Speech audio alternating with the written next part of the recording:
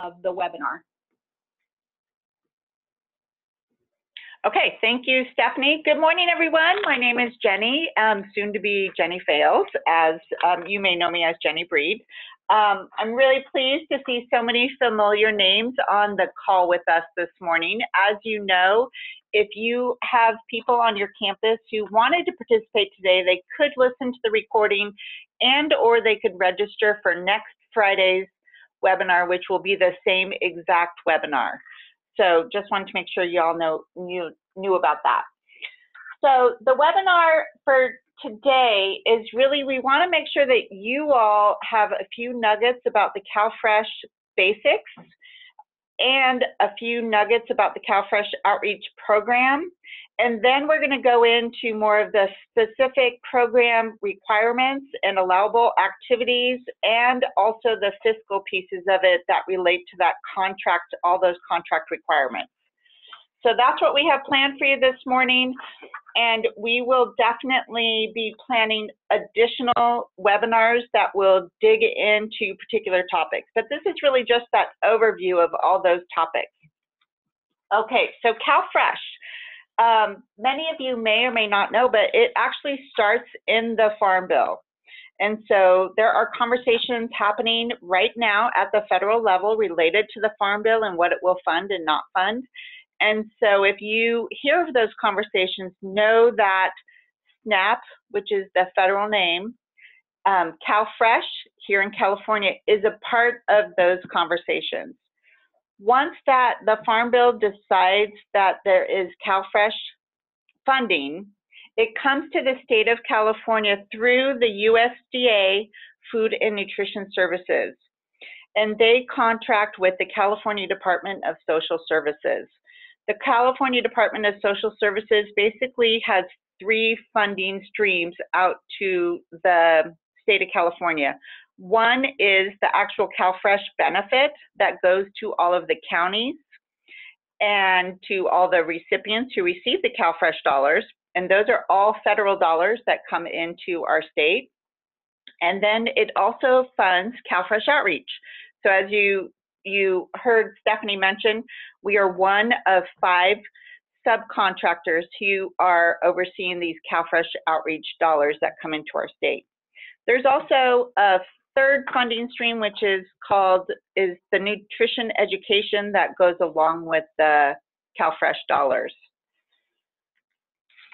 And really the CalFresh program is to provide healthy access to healthy foods for all people who are eligible in California. That's the short and sweet as far as what CalFresh does. The CalFresh program, the CalFresh dollars actually come on an EBT card, electronic benefits transfer card. It looks very much like a debit card, so it's very user-friendly. And this card also holds cash aid benefits. So just because someone's using the card doesn't necessarily mean that they have CalFresh, but it does, they could have the benefit. And this can be used it could be used across the state as well as in other states. And what's good for students to know is that it can be used at the self-checkout. And I like to bring up, like, where can you use CalFresh? Because we see so many different names of what the CalFresh is in our state. So, for example, you might see, we accept EBT. Again, so that means that they accept the EBT card, but that could be the CalFresh benefit. It could be the cash aid benefit. We don't know. We would have to ask. It might also say CalFresh EBT at farmers market. Basically, this would tell me that they accept the CalFresh benefits on the EBT card at the farmers market, but that they may not accept the cash benefits. We accept SNAP benefits. Again, the federal name for the CalFresh program is SNAP, or Supplemental Nutrition Assistance Program.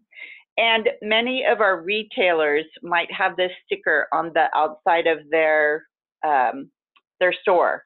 And that's partly because they have to apply to the federal government to become a retailer, and they get these stickers free.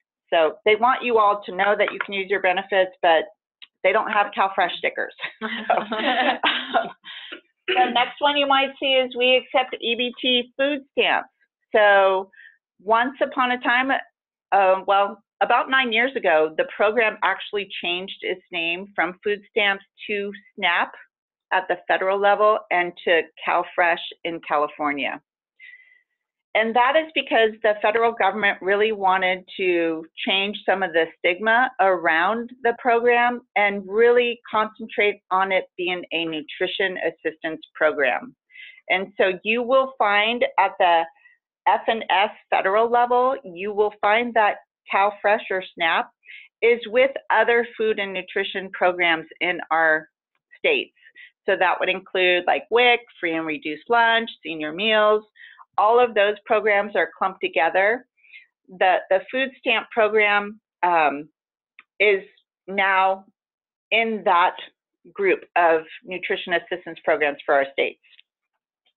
You might also see we welcome EBT cash.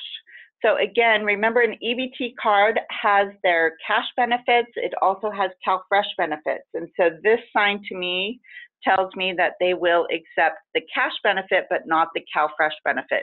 So I like to share this slide with you all because it can get confusing for us and for the students that we're helping. And if you want to know a little bit about the history of the National SNAP CalFresh program, you can actually click on this link when you get the slides. But essentially, the program started during the Great Depression in the 30s, and it's when the prices of the crops fell dramatically and farms across America were struggling to deal with that excess supply of food. And so the government stepped in and basically bought those excess supplies from the farmers and distributed them among hunger relief agencies. And so that's how the program started. It was very bipartisan. It was in to support people being hungry as well as support the farmers who were struggling to sell the fruits and vegetables that they were growing. In the 60s, our country looked at hunger and decided that we needed to really have a safety net for many of our children in low-income families. And so the food stamp program was sort of revised to address that specific need. And as you know today, it is still very similar to that. It is helping a gazillion people, and over half of the people who are on the CalFresh program are children and older adults or disabled folks. And now we know college students are a big group of that too. So it's a great safety net program for our communities.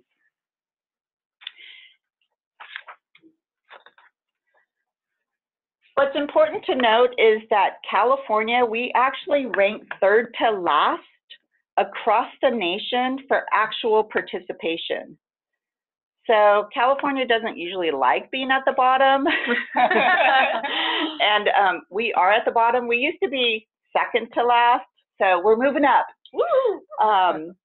But what this means actually is 3 million Californians are eligible but not participating in the CalFresh program. So those are the number of people. Now look at the dollar amount. $3.5 billion are lost every year, and those are actual federal dollars.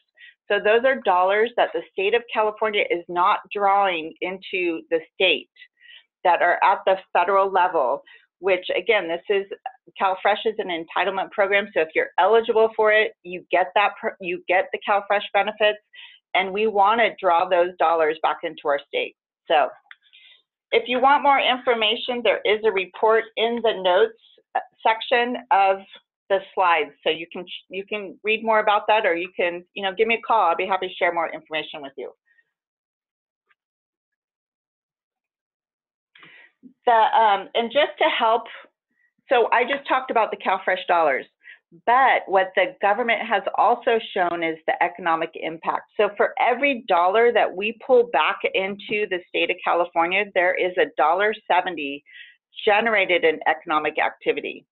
And what is that? That is really like creating more jobs, more demand for food, and so we have more trucks transporting food. We have more people becoming farmers and selling at the farmers markets. We have more people working at the grocery stores. So all those jobs along that food chain and that food demand are impacted by bringing additional dollars into our communities. So those are the basics of CalFresh. There's lots more to know about it, but I feel like those are just a few nuggets that sort of help you have an overall understanding of what the CalFresh program is and what it has been and how it can help the state of California. Now, the CalFresh Outreach Program is funded again through the California Department of Social Services, and we are outreach staff. So we're not the county eligibility folks who actually determine whether someone is approved or denied for the benefits, but we are the people who are in the communities who are actually talking and working with those people who might be eligible. So that's why our college students are a great partner, because we know that about half of them could be food insecure and could be eligible for the CalFresh program. So that's what we do. We are going to be networking with organizations and programs that are serving those low-income populations. And then we're going to be that helping hand that really helps guide the college students through the entire application, as well as the application and verification process. This is often the first time that students are on their own, and so that assistance can make a difference for whether a student actually gets CalFresh benefits. A lot of what we do is just spread correct, unbiased information about the program. I feel like I'm doing that every day, and so you'll start sharing that with people on your campus and in your community too. We also work very closely with the state and county social services offices so that we can get approved applications, and so that we can kind of change, that's at the county level, but then at the state level, we can help clarify the system and the process for students becoming eligible for CalFresh. And a couple other things that I've noticed is that, you know, definitely providing that bilingual support and creating resources that are for targeted populations. And we often have to help college students problem solve and understand the notices that they're getting from the county. It really comes down to 3 hurdles. It's the application, getting a college student to understand that they could be eligible and to get through the application. And then after that, they have to complete that interview, and then they have to submit those verifications. So that's what our role is as CalFresh Outreach team, is to help them get through those 3 hurdles. Okay, so that's the overall of CalFresh and CalFresh Outreach. Now, here are the actual program components and requirements. So as you all know, you saw the contract, there are A through F are our scope of work items. And then we'll just talk about the quarterly reporting requirements and the training and technical assistance requirements. So the first one, scope of work item A, submitted applications. So all of these bullets and activities actually support that first scope of work item. So this would include any promotion and outreach, like you have to do all that promotion, the tabling, the workshops, spreading, you know, the word through emails. We'll also give you information to have a web page. And then you'll also include or have all of your team members complete that civil rights and confidentiality training to prep them for being able to do the outreach. You'll be doing the application assistance, sitting down with students, completing the contact sheet and adding that to the master log. You will be doing a minimum of 1 day a week of a drop-in assist type of service. And once a semester, you'll also do a CalFresh Outreach Day. And that CalFresh Outreach Day can be a standalone event, or it could also be alongside other campus events. And all of these activities, you will receive training and technical assistance. So some of you will be new to this whole program. Some of you are already doing the program. We will meet you where you're at and help you move forward. The next scope of work item is the approved applications. So this is where we want to make sure that students are actually getting the benefit. And so helping them apply and do their interview and verifications is part of it, but we want to make sure that they actually get through that 30-day process. And we do this, well, I should say the most successful way that we've been able to do it is through texting. We use Google Voice. And again, we'll give you training on all of these tools and strategies that we have figured out over the years. Scope of work C and D is the keeping the benefits. So once a student has their CalFresh, we want to make sure that they actually complete that semi-annual reporting, which is due at the 6-month mark, and that they actually recertify at the 12-month mark. And again, this is so that while they're in college, they actually keep their CalFresh benefits and they're not going on and off. They typically, if they're eligible when they're a freshman, they're probably going to be eligible when they're a sophomore. And so it's just easier for them to keep their benefits versus reapplying every year. Okay, scope of work item E is actually a new scope of work for those of you who were with us the last 2 years. This is a way of capturing some of the work that we're doing to support the applications submitted.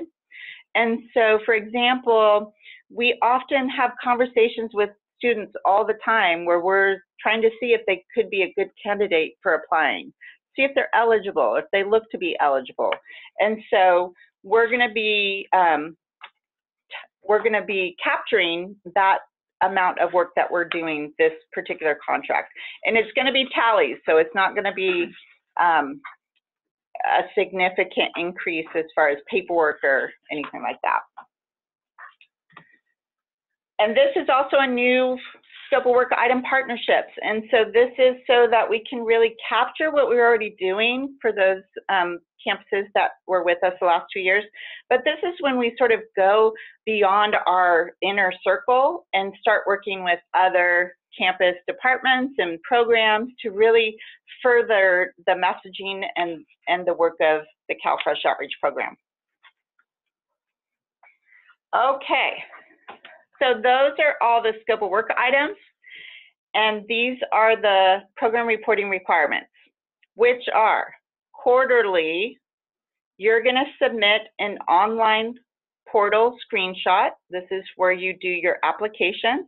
And again, we're going to walk you through all this so that that makes sense to you.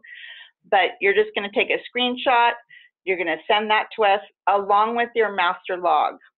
Your master log is going to be the keeper of all that data that we need to roll up to send to the state. And it's going to include, as you can see, all of your scope of work items that are listed below in bullets.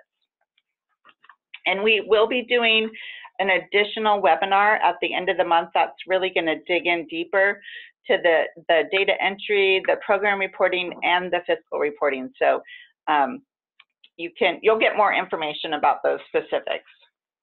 But I just want to give you sort of the overarching requirements. Mid-year and annually, we will ask you to submit a narrative. It's a couple pages, but these are sort of the typical questions. We really want to get more than numbers from you. We want to find out what your challenges are, what your successes are, how's that relationship going with the county, what promising practices do you feel really good about that we want to share with other campuses. So, and I want to remind you that there is no penalty language in the contract if you do not meet your scope of work numbers. Those numbers are really a goal, and as long as CDSS and CHC can see that you are working towards those goals and that you are creating goals and activities, then it makes us easy to explain the numbers that you submit. In addition to those program requirements, we also want to give you a heads up about the training and technical assistance requirements. So annually, we will request that we schedule a face-to-face training with you on your campus. And some of you have already done that. Thank you very much. And if you haven't done that, please make sure you get that going. And then we will be hosting monthly conference calls, and we haven't quite figured out when that's going to be, but look for that email, and that will be a way of us communicating and answering questions sort of in a timely basis. We will also be sending you an email soon within this next month or so about the confidentiality agreement training and the civil rights training. Those are both two things that do need to be done for everyone on your team who's working with students. And they're fairly simple. The civil rights training, I think, is like a 15-minute video.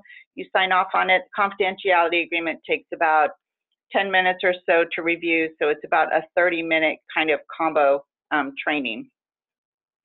And then we do have a social media work group that meets every other month or so, and we would like for you to designate a point person for that work group. We know that social media is the best way to get the word out between college students, and we have some campuses who are doing great work in this, so it's an opportunity to come together and train and mentor. And then we'll also ask you to have a point person for the data and evaluation work group. And this is because we want to make sure that we can capture the work that we're doing in another way and really create strong best practices that could be potentially shared across the nation. And there will be a specific evaluation webinar within the first 6 months of the contract where we will really outline the evaluation activities that we've put as the prime contract. And we will outline your piece of it, which is mostly support.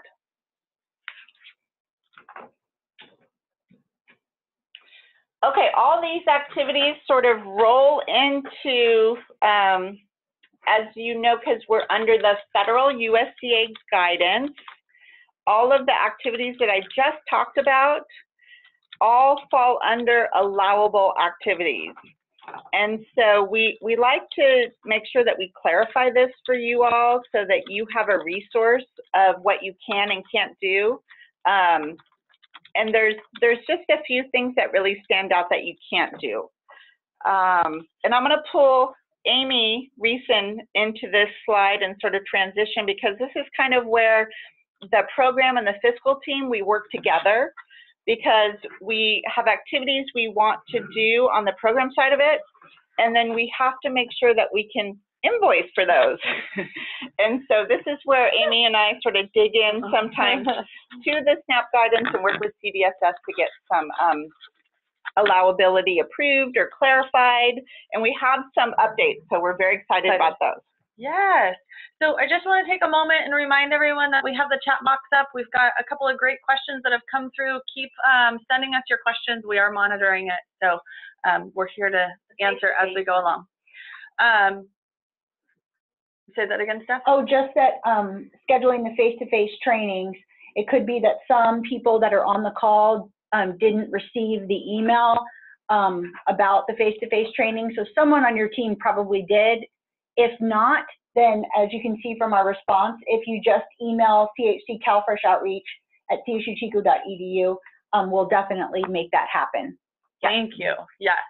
And we will also have that email address available at the end of the webinar as well. So allowable activities. So I'm going to refer you to the USDA guidance. That link is here on this slide and will be included when you get the slides. It's a wealth of information. And specifically on page 16 is where they start this allowability table that I've taken a screenshot of. This is just a part of the table. It of course extends much further than that, but gives some examples of how to implement activities to reach the goals that Jenny just described of this project in an allowable fashion. The language in the guidance is definitely geared toward community outreach, so you may need to translate some of that to be a little more campus community focused, and we would of course help you with that. So a few nice updates that we've received. There was a bit of a question about staff t-shirts. So staff t-shirts branded with the CalFresh logo that we saw requested many times in budget, they are confirmed that they, yes, are allowable. Also, CalFresh branded items used for application assistance tools. This was a creative idea that came up with one of our subcontracting campuses this last year to get USB drives for students to help collect their verification documents during their process, the 30-day process. And they had branded them, they had printed the CalFresh logo on the outside of them. That is confirmed as an allowable expense, yay. And then also the printing or branding costs for giveaway items, such as pantry bags. So this also came up in budgets, we had encouraged it. What we cannot cover is the cost of the item itself because it is considered swag. So items that you would give away to participants, such as a pantry bag, a pencil, various items that we've all seen at events. Those items in the state of California are considered swag and were banned by Governor Brown.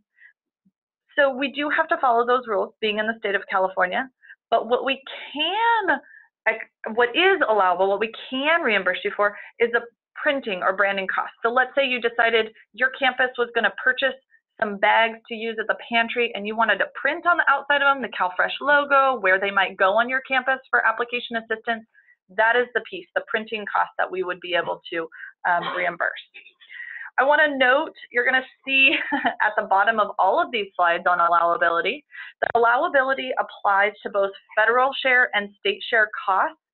So if there is ever a question about allowability and we respond, ooh, sorry, that's not allowable for this funding, that applies also to state share too.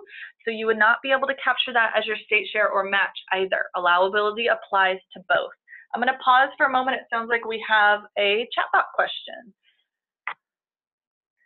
So there's this question. The question is, can we share the CalFresh logo with you so that when you're ordering materials, you'll have it available for use? Oh. Do you want to chime in on that, Jenny? Because I feel like you have a lot of details you can help provide. Yes, so we will, we have the link to the logos and we can send that out to everyone. And the style guide. So there will be more information to come on that, but yes, absolutely, we'll be able to give you all of that to use. Yes, yes, and we can do that soon, Anna Faye, so that you can order your tablecloths. That's a great idea. I think tablecloths that have, you know, some fresh fruits and vegetables with the CalFresh logo. Anytime you're developing materials, you want to put the little funded by tagline. The CalFresh logo and that little tagline is sort of the minimum requirements of USDA. And so if it makes sense, obviously if you're doing a USB drive, yeah, right. You're not going to be able to fit the tagline, so the logo is fine. But with bigger things, you should be able to do that. And we also have a recent social media webinar that we recorded that also has some information related to this, and we can share that webinar recording with you also. Oh, yeah, that's great. That's great. Yeah, they just did that a couple weeks ago. Great. Thanks, Brandy. Thank you, Brandy. All right.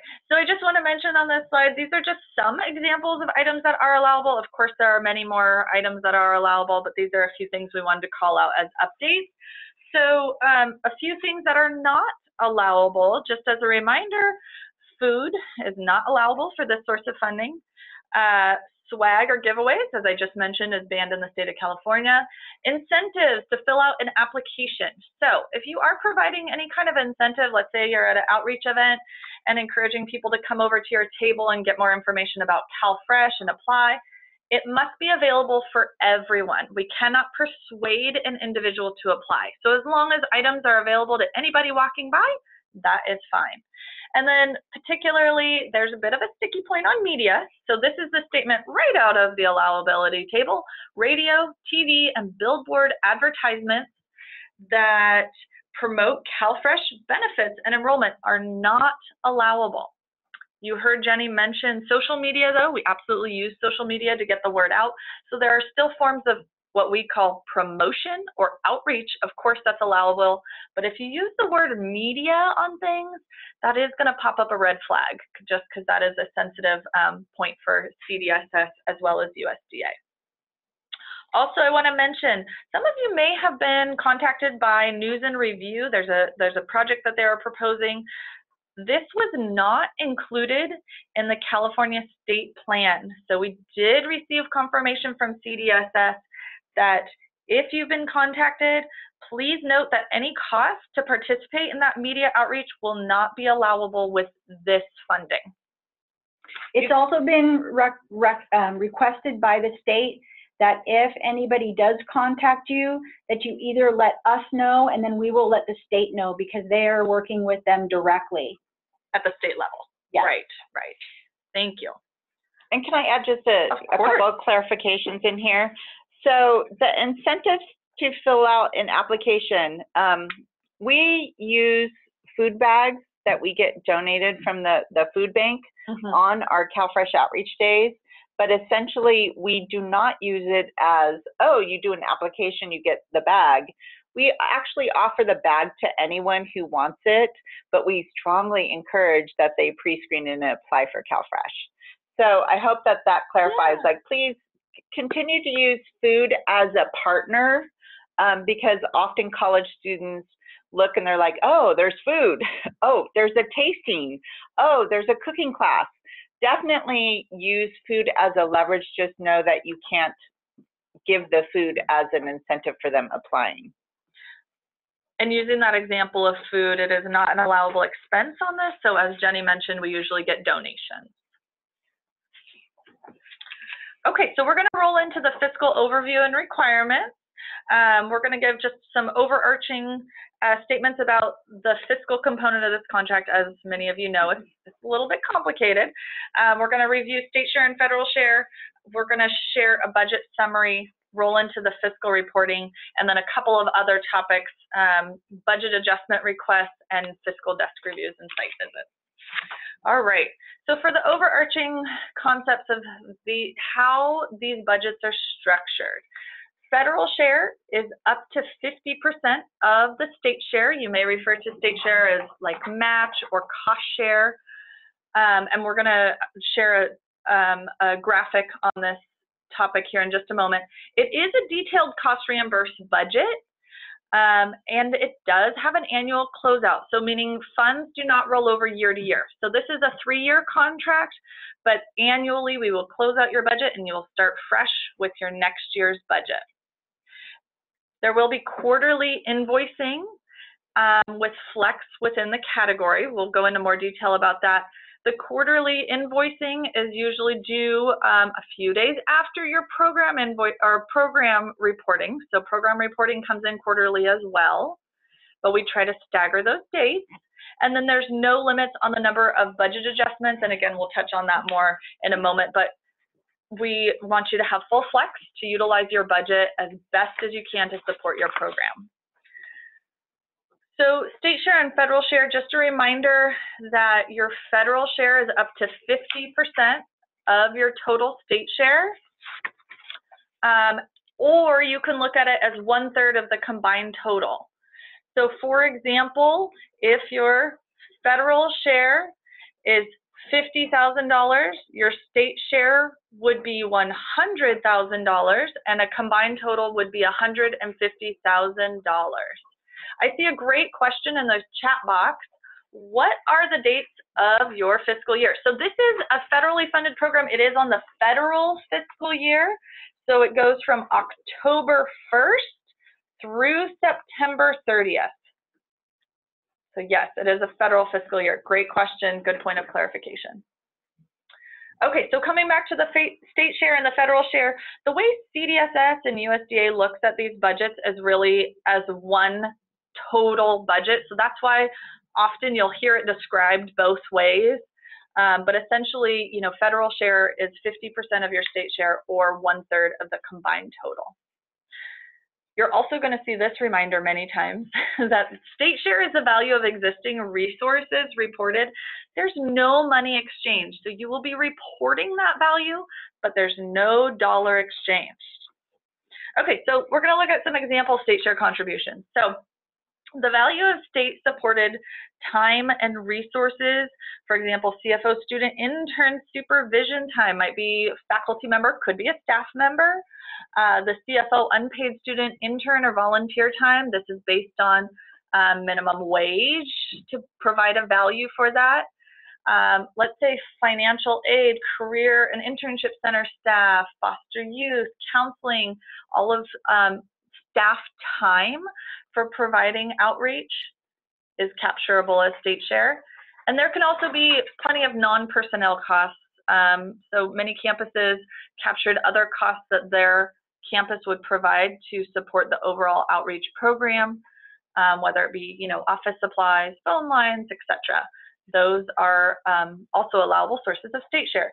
So we're going to provide an example calculation on a subsequent slide about personnel time in a moment, but also example federal share costs. So the federal share is your requested funds. It is what you will invoice us for and get reimbursed for. These funds are to extend your CalFresh application assistance efforts to be able to broaden it across your campus. So for example, it might be additional personnel time, it might be operating costs, copies, phone lines, etc. Some travel. We encouraged everyone to include travel in their budget because we will have training travel and statewide convening. And then program materials. So those examples of allowable activities, whether it's the co-branding of items or staff t-shirts, some of those were examples of, also allowable activity or costs that could be included in your federal share budget. Amy, do you mind if I just give, I know you're going to go through some more examples, but just because this is a complex-ish topic and we tend to repeat it over and over again, I just like to share the fact that as an example, as a faculty member, a part of my position is supervising student interns, and because my position is paid for by the state, that portion of time is considered state share. So what we're really good at is helping you try to identify where that state share is coming from. So if you work through student affairs and you're in an EOP office and you've been promoting CalFresh and you've been doing it and your staff have been doing it, the idea is that we want to capture that time because the state is paying for that, and that is what's going into your overall budget as that state share piece. Mm-hmm. So remember, we're not asking you for any other dollars or any other money, but we're just capturing that time. So it's kind of a little easier when you put it in perspective of the positions we have, and just feel like, oh, okay, now I get it. This is how we're getting these federal reimbursement dollars back to our campus, is because we're counting the time we're already dedicated to CalFresh. Right, right. And I just want to make a mention that everyone, of course, did submit their budgets with the proposal, and that is what's included in your contract. But we are going to circle back around to the topic of budget revisions, because we recognize as your program launches and you get more familiar with how the structure might look on your campus, the items in your budget very likely will change. And so we want to help support that. Jenny? Can I just add on to Stephanie's example? Yeah. So Stephanie just gave an example about EOP program. So maybe your EOP program isn't actually promoting CalFresh. Yeah. So just so you know, like, we're capturing existing activities, but also we're going to capture easily existing activities. So if your EOP office isn't promoting CalFresh, we know that that's one of the targeted programs for CalFresh application. And so we could easily reach out to the EOP office and work with them to give them some standard understanding of CalFresh and referral to our office, and then we can capture that as state share. The more state share you have on your campus, the more your campus is going to get back. And Jenny's talking about that low-hanging fruit. This is just really easy. These are programs that could easily incorporate it, capture that time, and you'll see over time how you can even increase your budget in the future, over at the next, during the next contract period. Right, right. Good examples. Okay, so we're going to keep rolling to talk about personnel just a little bit more. So some folks have asked questions about, how will this be structured on our campus? How will we operate this program? So we wanted to provide examples of what we typically saw in many budgets for their positions and position descriptions, how this might be structured. It very likely may be different on your campus, and that's fine. But this is what we typically saw, that there was student intern supervision time captured on the budget. So that would be for meeting and enrolling students in CalFresh outreach internship to provide services, developing of their objectives, providing oversight and supervision.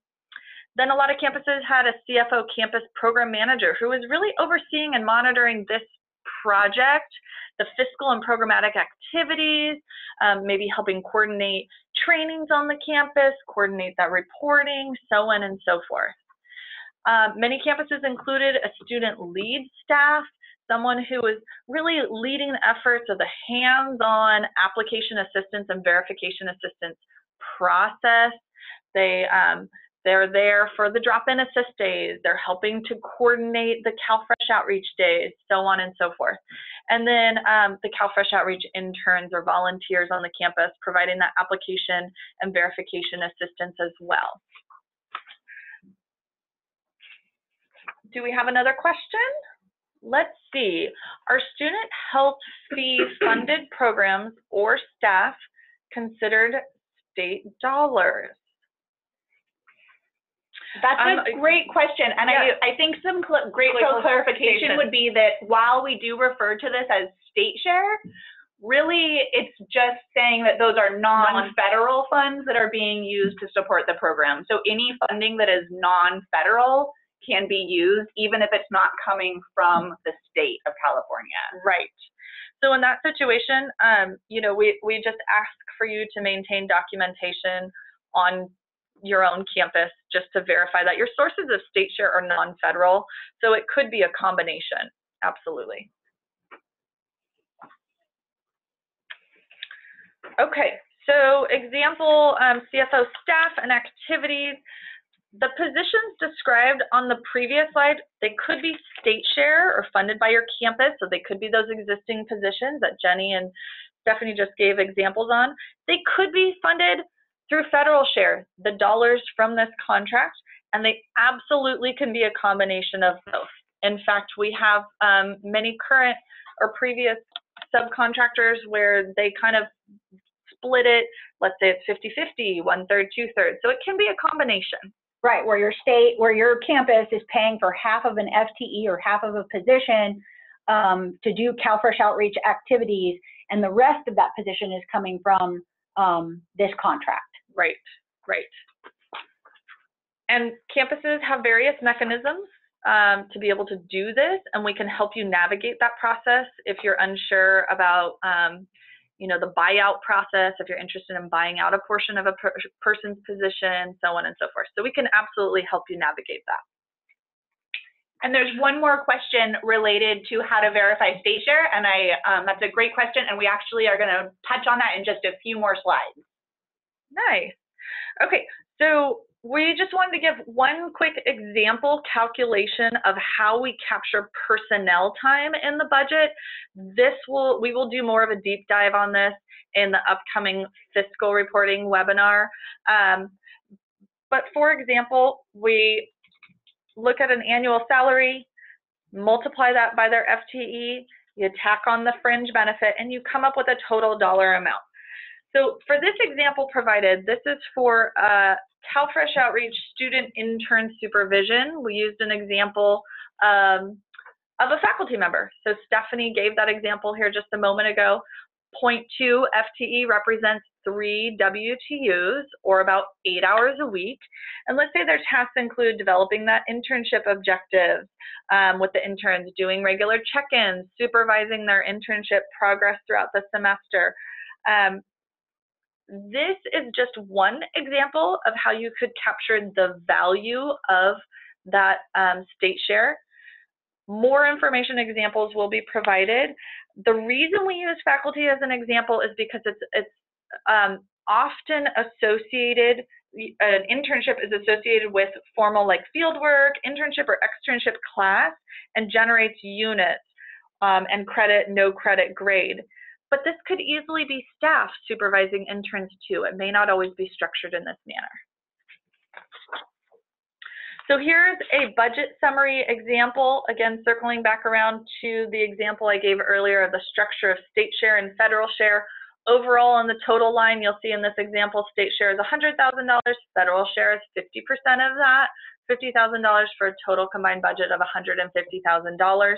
You can also see here how it bundles up, showing a state share column and a federal share column separate, how each add up, and that the split is not for each and every category. They look at it as a total. So your state share could be heavily made up of personnel costs, and your federal share is split between personnel, operating, travel, so on and so forth. All right, so now we're gonna go ahead and dive into fiscal reporting. Kathleen.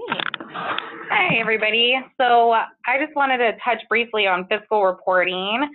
So this includes all your federal share and state share costs, and it is comprised of submitting your invoice, state share documentation report, and your time and effort forms, which we'll describe in the subsequent slide. And we provide templates for all of this. So your invoice will be where you report all of your federal share costs during the quarter. So this is what you're going to be reimbursed for with these subcontracted federal funds. The state share documentation report is where you will report the value of all those CFO allowable costs funded by your campus or the non-federal funds. State share is the value of efforts already worked towards allowable activities, and there is no money exchange for these costs. I know we repeated this a couple times, but I just want to be really clear. There is no money exchange. You're just capturing that value. Dollar value. The dollar value, exactly. So this slide has many points about fiscal reporting, and I'm just going to touch on them today, but more detail will be provided later in the month about all these. So your invoice, state share documentation report, and time and effort forms are due your fiscal analyst 30 days at the end of each quarter. So for instance, quarter one is October through December 31st. So your invoice, your first quarter one invoice will be due January 30th. So this first quarter, we understand may be late, there may be some delays as you're just getting up and running, and there is a mechanism to be able to submit your invoices and state share documentation reports later, and we will explain that in this reporting webinar later in the month. We will reimburse your federal share, any federal share reported up to 50% of the state share you report. So keep in mind that we look at overall cumulative of federal share and state share. So for instance, if you report more state share in quarter one, you might not necessarily have to report as much state share in quarter two to get fully reimbursed for all the federal share that you're going to report. And just as a note to interject, we do see this fluctuation definitely throughout the year, because obviously this quarter system doesn't necessarily align with campus Academic time. And so that ebb and flow throughout the year is absolutely fine. I just want to reiterate that we are looking at the cumulative total. And to be really well aware that almost everyone on this call is familiar with the state fiscal year starting July 1, and that does tend to confuse the issue if you've never worked with federal funds before and with a federal fiscal year starting in October 1st. So we do repeat that a little, over and over again, just because we know you're so familiar with the state fiscal year. Yeah, right. And again, as you're getting up and started, you might not be familiar with capturing these costs, and so that might necessitate a late invoice, and that is totally fine. We have a mechanism for submitting those. And we'll provide more detail on that to come. So personnel backup is the only backup required for each month, for each quarter, and it is in the form of time and effort forms. And so we provide these forms for you, and you're going to fill those out based on actual hours worked towards allowable activities. And this goes for both state share and federal share hours. We will require them for any state share hours reported and federal share hours. And if you're reporting unpaid intern time, that will require an additional form of backup that we also provide the template for, and we'll go over that in more detail later. For all the other expenses, you do not need to submit backup for them, but you do need to keep record of them in your own personal files. And as a reminder, you're reporting by category. So if there's negative balances on the invoice, we have two options there. We can reduce the amount of federal share being claimed, or we can do a budget revision, which will be explained in the next slide. We highly recommend that you submit these documents, your invoice, state share documentation report, and time and effort forms before obtaining signatures on them so we can review them and just give any feedback. We also provide an invoice review checklist in your invoice workbook, and that's what we use as a handy tool when we're reviewing these documents. So you can also do that double check. So let's see. Now I'm going to turn it over to Naomi, who will go over more details about that part. So as Kathleen was just mentioning on the last slide, if you end up with a negative balance on your invoice, that's one of the instances when we're going to need to do a budget adjustment request, otherwise known as a BAR. Some of you I know have already realized that you do need to complete a budget revision even before this contract is started. So we have given you some details here, so if you want to jump in and get that going, that'd be great, or we will be providing more information and more details on how to actually complete a BAR in the follow-up webinar later this month. And can I interject that we can't officially approve BARs for these new contracts until your subcontracts are fully executed.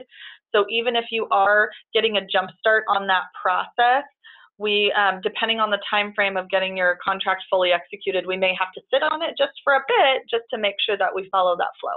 Absolutely. And so to reiterate again, BARs are required to move money between categories, but not line items. So this means that if you realize that you need some more money in travel, but have extra money in your personnel category, that we can take that extra money from your personnel category and move it into travel so that you have those funds to expend in that other category. If you're moving money between lines within a category, that does not necessitate a BAR. So for example, oftentimes we see that campuses will have staffing changes or have new people charging to the program, especially when students are involved and there's that turnover that happens as students graduate. So if you're adding people to your personnel category or removing them and just the names are changing, but you still have enough money overall, you don't need to complete a BAR. BARs are only required if you need to move money from one category to another. You can also, as we stated before, complete an unlimited number of budget revisions. So we want you to be able to use these funds to the best of your ability. And so we allow you to do this as often as needed over the course of the contract. And just when you need to, you'll just submit them to your fiscal analyst. So there will be more details once again on the webinar later this month. We do have a link to our BAR instructions so that you can see how they would be completed. And just so you kind of know what time frame we're looking for, if you know already that you're going to need to complete a BAR before invoicing for Q1, what we're hoping is that you could get those to us by mid-December if feasible, so that way we have a chance to review them and give you any feedback that's needed and get them approved so that we can update your invoice workbook and get it sent back to you with that updated budget. So one last slide related to the fiscal reporting portion of the webinar. So this relates to fiscal desk reviews and TA program reviews. So both fiscal desk reviews and technical assistance program reviews will occur at least once during the contract period. So that's once over the 3-year period of this contract. I want you to be reassured that you will be given notice well in advance of this happening, and it won't be occurring during Q1 of this year. So don't worry, this isn't going to be something happening immediately, and you'll have a lot of warning before this happens. And so what this will end up, so normally, like we were saying previously, with your invoice, when you submit it, all the backup that we require is just for personnel in the form of time and effort forms. So the desk reviews will just require that additional backup documentation for the other costs that we don't usually ask for the backup during that quarterly invoicing. And so once again, both of those will occur once during the contract period at least, and we'll notify you well in advance. And there may also be a site visit by CDSS and CHC during the contract period. That's a CDSS required review. And so if that does occur for this contract or your campus, you will also be notified of that well in advance.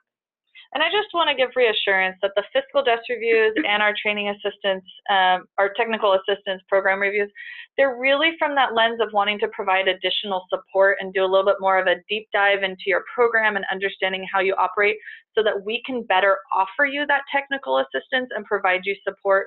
We're not trying to be monitoring anybody or, you know, it's really to just help offer more support.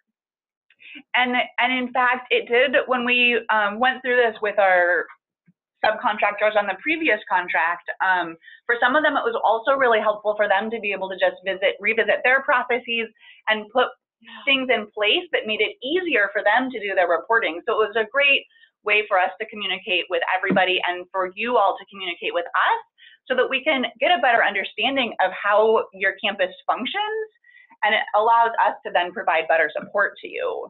Right. So then we're going to have Stephanie chime in to talk a little bit about the impact of these budgets that we're talking about and this contract. And we have shown this slide. If you've been on these webinars before, we've shown this slide before, and we're repeating it once again to help clarify this complex budget. If you look at the slide, if you start at the top right corner, you can see where the flow of this slide, how it moves.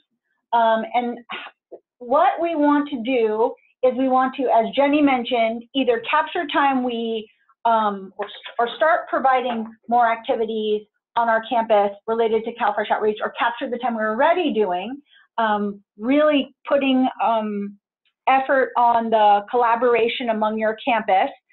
This is where that gets captured. In our previous contract with 11 campuses, our budget, actually state share budget, totaled $2 million. And that was from those 11 campuses, and that was considered the state share. So these were non-federal dollars that were given a value from all the work that had been done.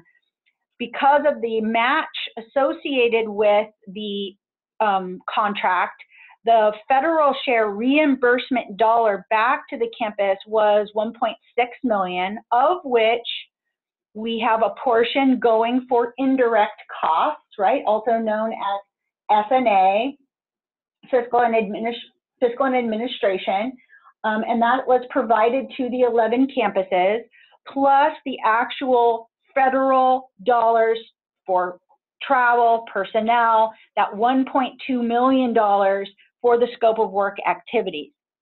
What this means is that that $2 million and the $1.6 million generated a total CalFresh outreach budget of $3.6 million. That $3.6 million, remember, is geared toward getting students signed up for CalFresh. We help them through the application process, and then the approval from the counties then puts money in their pockets for food, right? So based on the actual data we have collected, we expect around 1,000 students per campus. Again, it varies by the size of the campus and the need of the campus in the region in the state, but around 1,000 per campus, of getting that on average $150 per month from the CalFresh federal bank, in their pockets. And then, as you recall from the information Jenny provided before, that has an actual economic impact in our state. I think that slide said actually $1.70, but it really is $1.80, and that's a significant impact, or difference, I should say.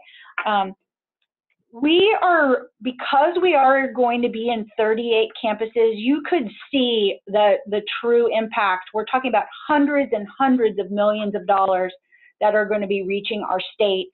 And so the impact will be huge.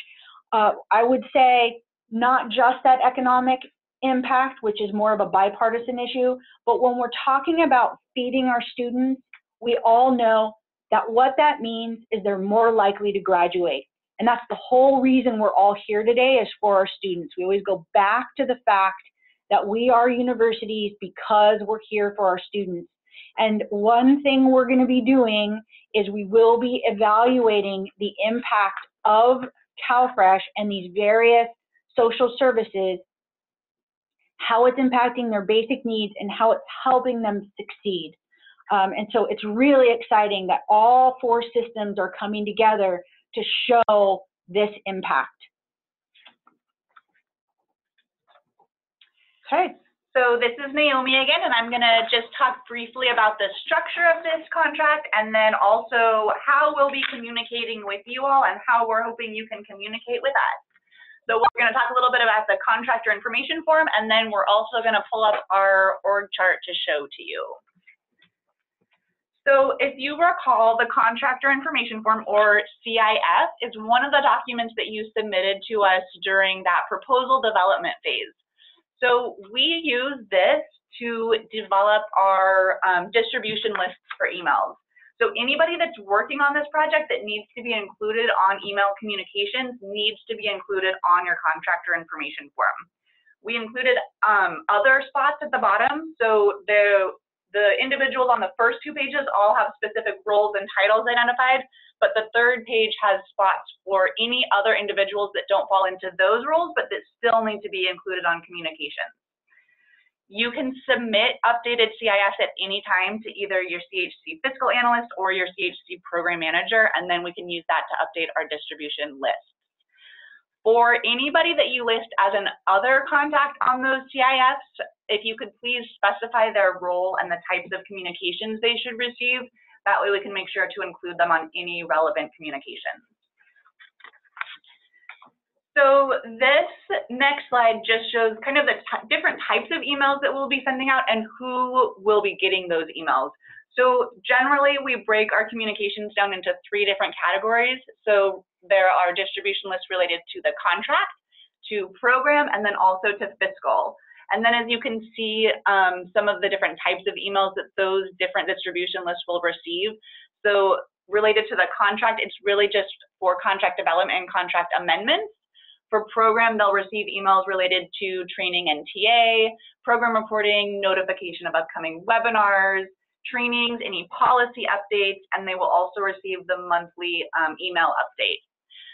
For the fiscal distribution list, they'll receive emails related to fiscal reporting or invoicing, any notification of any fiscal related webinars, and they also will receive the monthly email update because it will have some fiscal updates in it as well.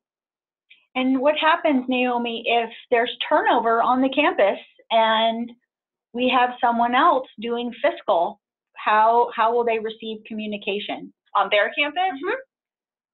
Then they need to send us an updated contractor information form with the updated individuals, so that then we can update our contact list. And then also that ensures that the individuals that are no longer part of the team stop receiving communications from us. Right. And this is a very tricky topic. The way in which we communicate, because we do have so many partners, we do rely on you to let us know when there are changes so that we can make an update to our distribution list. Believe me when I say we spend hours upon hours on that distribution list. And so the more you can help us with that, the more likely we're going to communicate very well. Yes. And so then the second table on this slide, those are the different actual individuals listed on the contractor information form. And then last you'll see is that other contact. And these then on the other side are the distribution list that those individuals get added to. So you'll see that the contract signatory gets added to the contract one, the project director gets added to all of them, and so on. The other contacts, if you could please just note on the CIF which of those 3 types of distribution lists they need to be on, and that way we'll add them to whichever one's needed. Naomi, can I just add something? Absolutely.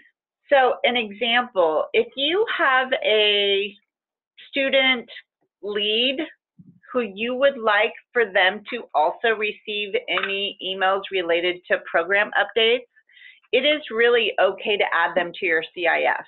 So don't feel like this has to be like the managers and that's it. If you have a student lead that really is taking over some of that direct services and you want them to be a part of scheduling the trainings or passing on updates regarding the application or eligibility, it is okay to add them. Absolutely. And if we need to add more other categories, we can do that. Yes. We want to make sure everybody who should be communicated with is communicated with. Okay, so you heard about communication. I also wanted to just share the org chart that Stephanie Bianco and myself put together to try and support this large contract. And so it is pretty colorful and might be a little overwhelming to you all, but I want to assure you that we have put a plan in motion to support all of our campuses. On the left side, you can see we have broken up the college campuses across the state essentially into 4 campus regions: the Greater Bay Area, the East Bay and Central, Coast and Valley, Central LA, East LA, and those may or may not shift depending on the final layout of where campuses land. So we will, as soon as that gets solidified, we will definitely communicate which region you are in and who your program manager point person is going to be here at CHC. In the middle, we have basically the fiscal and program team that supports the whole contract and a lot of different other things. And then on the far right, we have our far north subcontractors, which we've been contracting with these community-based organizations for, gosh, about 10 years or so. So we will continue to work with them. We also have College of the Siskiyous, who is up in our far north. And we have several of our community-based organizations are also reaching or working very closely with a couple of community college campuses. So that's our far north team. And then we have our Chico team, the green circle, which is really focused on digging in and supporting best practice development so that we can share that with you all. And so that's the overarching sort of plan that we have in place. It may change as we move forward, but we wanted to assure you that we do have a plan and you'll have a point person and that we're committed to your success. If you haven't already done so, which thank you to those who were able to respond back to Brandy. Brandy of our team is our training coordinator, so any training scheduling questions, logistics, go through Brandy through the CHC CalFresh outreach at csuchico.edu. You should have received an email requesting for you to fill out a doodle poll.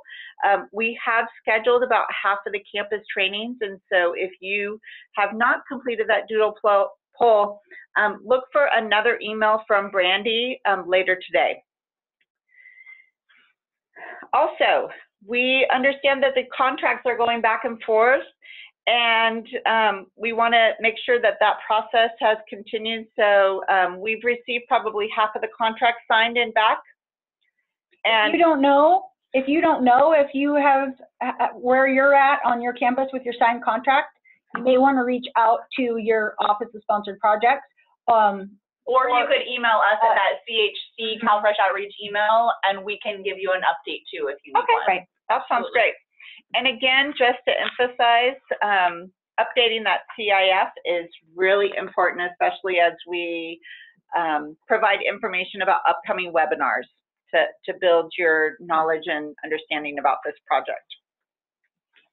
All right, so the next steps after this webinar is you will receive a follow-up email that will have the slides and the recording.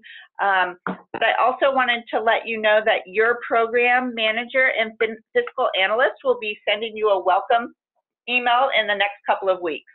So keep a lookout for that. That's going to be your point person, and myself or Brandy will see you at the on-campus trainings. We'll be bringing a group with us, so we look forward to meeting you with your program manager. And just to go ahead and pencil this on in your calendar, the data entry, program reporting, and fiscal reporting webinar is been scheduled for October 26th from 10 to 12. And the agenda and calendar invite will be sent out to you early next week. Okay. Wow, we've come to our last slide. We want to thank you all so much for attending our first 2019-2021 contract webinar. We know we have provided a lot of information, so please do not feel overwhelmed. Remember that you do have individual contacts at CHC that you can communicate with. They can hold your hand, especially if you are absolutely new to this, you're a rookie, just tell us you're a rookie and we will walk you through it. And I know we have been told by campuses that they do feel very supported. So I hope that helps reassure you that you're working with a really solid team. Just remember, we are a campus entity, we are a center. We understand the campus environment. We know that it's different from campus to campus. And we have been conducting CalFresh outreach since 2006. So we are your ultimate resource, and we're going to be available by phone, email, and in person for our trainings to support you throughout the entire process. So thank you. Please let us know if you have any other questions before. Yeah, we've left ample time to answer questions. It's only 11:20. And so please take advantage of this time with us. We're all around the table and here to support you. And we can also unmute you if you'd rather ask us your question verbally rather than typing it into the chat box. Oh, good to know. We have individuals already signing up for the training. Excellent. Any questions about the activities or any concerns? Oh, that's great. Okay, so someone just asked, if I haven't scheduled my training yet, am I super far behind? Absolutely not. We don't even have a signed contract, so we're okay. We're just kicking this off today. So no, you're not far behind. We want to reassure you that we still have time to get this project up and running, but we are eager to connect with you and set up that training as soon as possible. You're welcome. Okay, next comment. This webinar is very helpful. Oh, thank you so much for the feedback. And we also look forward to the link to the webinar as well as the PowerPoint. Great, we will get that out to you just as soon as possible. Yeah, and it is recommended that you share the webinar with your team and the PowerPoint with your team so they can get a really good overview of the work you will be doing. Ooh, great question popped up about allowability. Does that mean it can't be done at all, or that we just can't get reimbursed? Ooh, great question. I don't want to say that anything can't be done at all. Yeah, it's the latter of the two. It can't get reimbursed or be captured as state share. So just for this funding stream. So if there is something that's deemed unallowable, so I'll just use the example of swag, how we talked about the items that are given away or food. Those are things that just cannot be claimed for this funding stream as either federal share, so yes, it won't get reimbursed, or as state share, so you cannot claim it as that match or the state share either. It's just not claimed on this funding stream, but of course you can still do those things. And many of you have really strong relationships already with your local food banks, especially if you have a pantry, and because of that, you many times will have food almost as an incentive to come to your table or to come to the CalFresh outreach desk. Draw people to you. Right. It's just that can't be considered state share, and you can't get reimbursed for any of that food. Just to reiterate what Amy said.